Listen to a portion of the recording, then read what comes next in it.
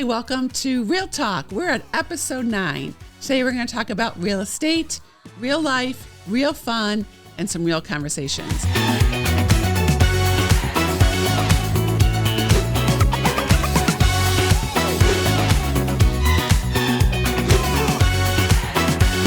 So I'm joined today with John Perez and Marielle Miller from my team. Hello. Hi, guys. How's it going? Hi. Welcome to a podcast. I know, this is exciting. I know, Yeah. great. So we have a lot to cover today, so we're going to get started. So Marielle, I'll start with you. Okay. Obviously, both of you work with a lot of buyers. Mm-hmm. And Marielle, what are your 4 goals when you work with buyers for yourself working with them? Let's say it. Okay. So for me, I guess probably one of the most important things is to gain their trust. Okay. Because if you expect their loyalty, then they have to trust you. Absolutely. It is a very big purchase. Definitely explaining the buying process to them and the market, because it's not typical right now. No, it's not. Yeah, so I want to make sure that they definitely understand that going into it. And then making sure not only that they're working with a great agent like myself, but also that they have an attorney that specializes in real estate and that they have a reputable lender. And I think that's about it. Well, I mean, there's other things, but off the top of my head, those are the 3. Those are the 3. Yeah, okay. most important. And John, yourself? I would say for me, I think understanding their wants and needs are super important. Absolutely. Because obviously you need to know what they're looking for. Mm-hmm. Also their motivation. I guess, what is it, like the 5 Ds? Yes. The diapers, death, Divorce. diploma. Well, let's start over. All right. Death, diapers, diamonds, Yeah. divorce, and diplomas. Yeah. 5 Ds. So let's explain that though. Yeah. So the 5 Ds are the reason why people traditionally sell homes. Right. So it's not because of COVID interest rates. That's been the only reason people move in the history of real estate. Yeah. Real estate, excuse me. So knowing the motivation, why they want to move. Yeah. Because I mean, at least it gives you the idea of like what your timeline is looking like. Absolutely. So that you're not, spending months and months and months looking for, a home. Yeah. I think also getting them pre-approved. I mean, that's a big thing because a lot of buyers, some will just snoop around and try to just see what's in the market instead of actually like getting through the pre-approval process. So definitely getting them connected with the local lender. That's really kind of it. I mean, I think the biggest thing is just finding their motivation for me. It's super important. Yeah. Well, I think that motivation then helps you figure out like what their next step is. Right. Not how serious they are, What their timeline is. what their timeline is and how quickly you need to help them. Yeah. Right. So, if they have a lease that's up in 60 days and they cannot go month to month, Right. they need to buy a house. Yeah. We have a lot of landlords right now that are selling 2 families. So they do not have a place to live when that 2-family converts to the new owners. Right. So that's motivation. Right. Or if they're getting married in 6 months, diamonds. And then we have diapers, which we're going to talk about diapers with you, John. Yeah. John's going to be changing some diapers in the future. Yes. Can't wait for that. Yes. And divorce. So unfortunately, as I said to a couple last night, we do deal with a divorce situation where people have to sell a home. Yeah. So motivation is key. Yes. Let's talk about the wants versus needs. So as buyers, we always want to make sure that you really know what your want is versus a need. So everyone wants a beautiful home. Right. It's the American dream. Yeah. But if you have too many diapers and you have 3 kids and you're going to have a 4th, then you're going to need realistically 3 to 4 bedrooms. Right. So that's a need. Yeah. I think people get confused between the 2. For sure. Absolutely. People say, I need to have a fireplace. No, Not really. I don't have a fireplace. You can always put one in later. Like they have You those can. little portable, there's ways that, We put a electric fireplace in Right. our house. Yeah. I love the thing. It looks great. But I do think that, as you said, people get very confused. Yeah. How do you think, John, that you make people understand the difference? Well, it's kind of like what you were saying, how like if it's really a necessity, if you're having kids, if you're trying to downsize because your kids moved out or something like that. I think the issue is that everyone's like all into HGTV and Instagram, and they see all these beautiful homes and they think, oh, I need to have an amazing kitchen and whatnot. And it's like, you can live without a super updated home and slowly over time, make it your own. Make it your own, yeah. And obviously in this market, when there's just no homes for sale, it makes it very challenging because everybody wants the HGTV house. Well, I always say we are not in Idaho. No. And we've talked a lot on our podcast about the effects of HGTV and how it has hurt the industry. When we bought houses, Mary Ellen, we're about the same age. Sorry, John, you're younger. So we're youngin'. You always did work on your house. Oh, yeah. It was called building equity, sweat equity. Yeah. And we did a lot. Yeah. Now I realize, there's more parents. Both parents are working. Schedules have gotten a little crazier, but, we painted, we redid things and are continuing to still redo things. Yeah. My husband installed all new hardwood floors when we moved in. Yeah. It was all carpet. Yeah. There was nothing underneath. So and people are like, I need to have hardwood floors. Yeah. That's a want. Yeah. Yeah. You don't need to have hardwood floors. Yeah. Right. And I feel like I see this with like first time home buyers mainly. And a lot of them are my age, like in their early 30s or late 20s. And, a lot of them say, oh, we're not handy and stuff like that. But it's like, again, you build the sweat equity over time. And, I think people, I don't know if they don't have like the vision for it, but it's like you want your house to have your own characteristics versus everybody having the same look. I've gone into houses where it's been updated beautiful and it's been just done, and my client, it's not their taste. Yeah. Well, when I go on a listing appointment to meet with a seller, they will say to me, do you think I should put a new kitchen in? And I'm always like, no, because you could put white. Right. And they want wood, and wood is coming back. That's the other thing. So the gray kitchen, the white kitchen are still popular, but they're not as popular as they were. Right. And now you see a lot more wood in decor and design for, higher end homes. Yeah. So people are kind of over that sterile look. Yeah. Also with working with buyers, I think it's kind of hard that they need to learn this over time. Right. They have to not get the lessons, but they do have to learn about, what really is the difference and go out and see homes.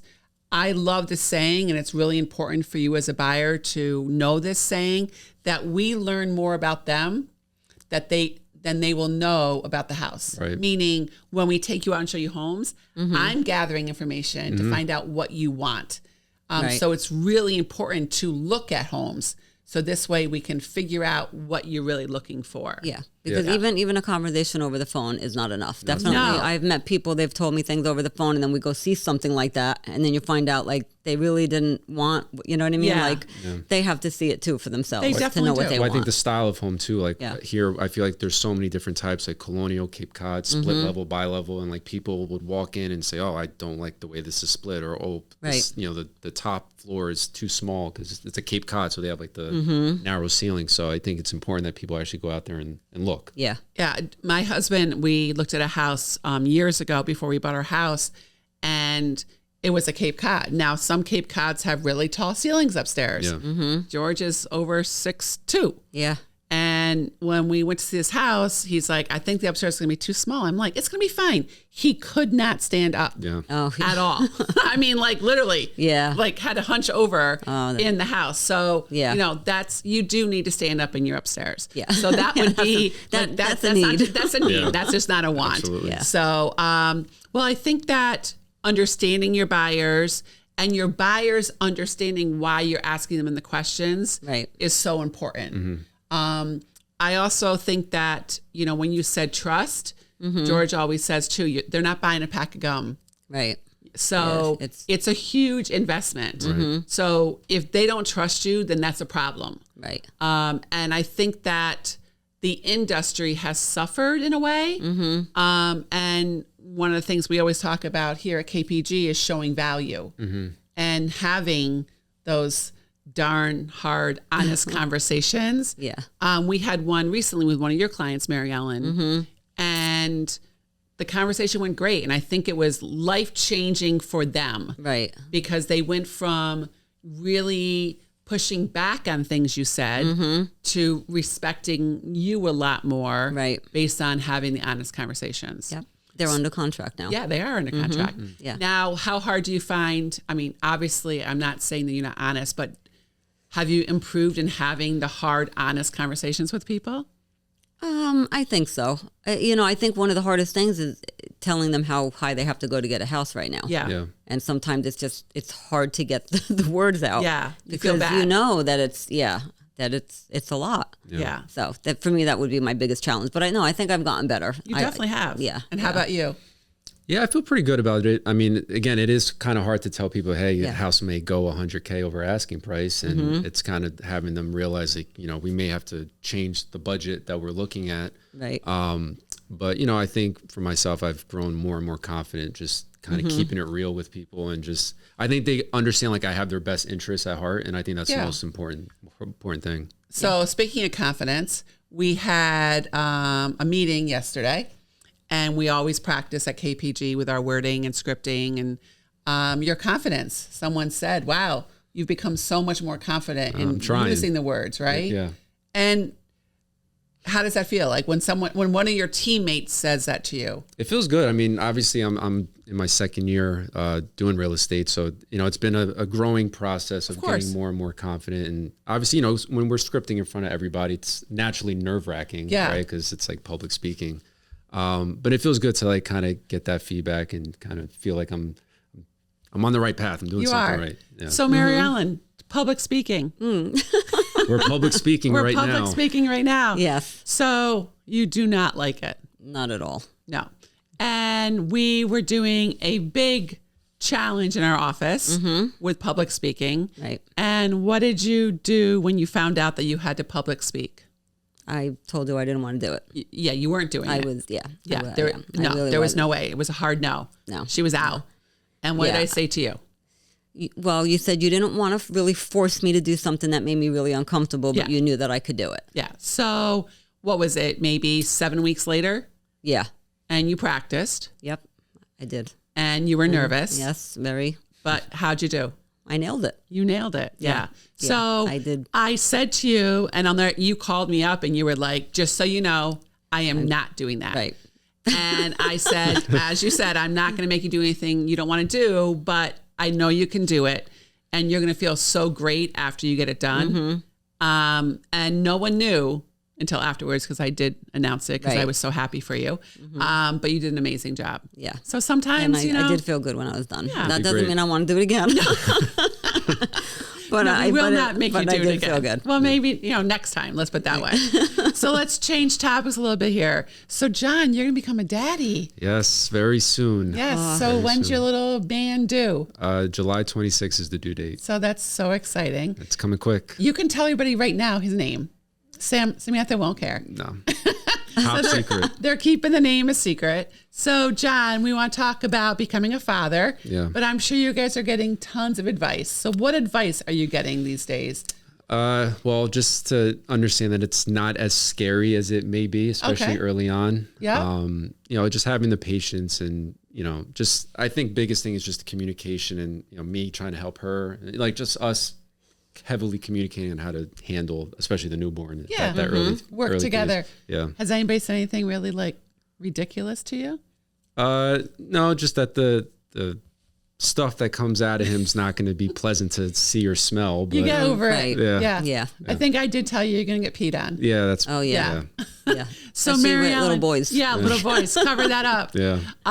It's so funny because you really don't think it's going to happen. And then you're like, oh gosh, there it is. Yeah. So Mary Ellen, you have 2 daughters and their ages are, just so everybody knows, 22 and 24. Yeah. So as a new parent, I don't know if you remember those days. Do you remember those days? Oh, it was a long time ago. I know. Yeah. So what advice would you give John and Samantha? So I'm surprised that one of the things that you didn't mention is that I found like everybody always told me to just like cherish every moment because it goes really fast. Yeah. Right. So you're probably hearing that too. Yeah. My youngest is graduating college on Monday. So it flies. My daughter's getting married. What the heck? Oh, yeah, I know. Right? I know. Crazy. I know. So, but the other thing that I would like to say is don't sweat the small stuff. Right. Pick your battles, right? So we know that John is a very well-dressed guy. He has a nice you. wardrobe and he always looks great every day. Yep. But when your son wants to start dressing himself and he wants to wear that orange shirt with the red shorts and two different colored I socks, disagree. No. you're going to have to let that slide. You do? It's not going to be oh yeah, I think so. Really? I don't know. I tried that with my kids and it's not worth the battles. No. And then now they look at photos. Like Alyssa does this to me all the time. And she's like, why did you let me leave the house like that? Yeah. I'm like, do you have any idea what would have happened if I tried to get you to change? That's so funny. That's, I mean, the small stuff is important when it's happening. Yeah. And they're expressing themselves. For some reason, they want to do what they want to do. So it's, it's okay to let them do it. Now, did you ever, when you were growing up, did you ever change your outfit after you left the house? Like without telling my parents? Without telling your parents? Oh, you know what? I didn't. My parents were divorced, so it was just me and my mom. Okay. So I feel like it was very like a laid back atmosphere in my house. My mom, she was a great mother. I love her. We're very close, but she wasn't very strict. Okay. So I didn't really have to do that. I did. I used to change. Yeah, I used to As soon as you change got out. Into the Not shorter a lot. skirt or the. I don't remember what I changed into, but I definitely remember. Sorry, Mom. Changing whether it was on the bus. Yeah. Like putting on a different whatever. Yeah. Or in the locker room or. Go to the friend's house. I know my daughter Madison did because she's completely told me. So, it's amazing what you find out when your kids get older, just so you know. Well, now you can't get away with that because there's pictures of what they're they wearing all all over the place. Social media So they would all the know, time, so. wait, they didn't leave Definitely. the house with that on. Absolutely. Madison had a shirt on once in college and I was like, yeah, I saw on Instagram, take it off and change your shirt because that shirt's not like all that appropriate. Mm-hmm. So John, what's your biggest, what are your nerves? I think it's just knowing what to do. I mean, again, I've never experienced a baby. Have you ever held a baby? So I'm the type of person that the baby needs to have its head straight and that has to be the placed baby to me. has to have its head. Yeah, So I guarantee you, that. your baby's going to be born with a head. Well, I hope so. Yeah, you've seen pictures I've of seen it. the head. Yeah, you've seen the head. But it's just them being able to hold their head up, and I'm the type it has to be placed on me. Okay. So talking with that will Sam, be over soon. Yeah, she's like, basically I'm gonna have to carry this baby as soon as he's born and stuff. So I figure it out. And I think you're going to feel different because it's your baby. Yeah. It's different when you hold somebody else's because they're baby. so small and delicate. And I'm I'm into weightlifting. I'm all tough and stuff. So it's I feel But you're a softie too. Yeah, I am. Yeah. So it's just. Do you think you'll cry?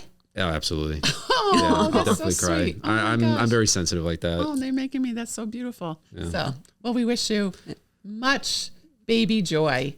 Yes. Thank you. Yeah, we can't wait to have a little baby at KPG. It's the first one. I know.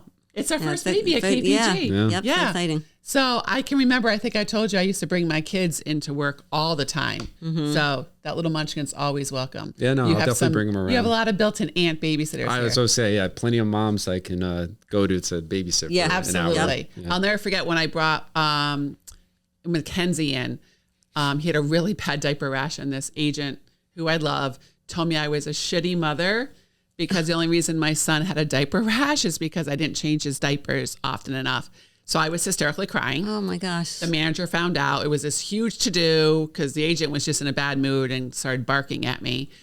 So, take the advice, but then do the best you can do. Yeah. So now you have a lot of free time, kind of. Yeah. That's going away, just so you know. Yeah. So what's your favorite thing to do on your free time, John?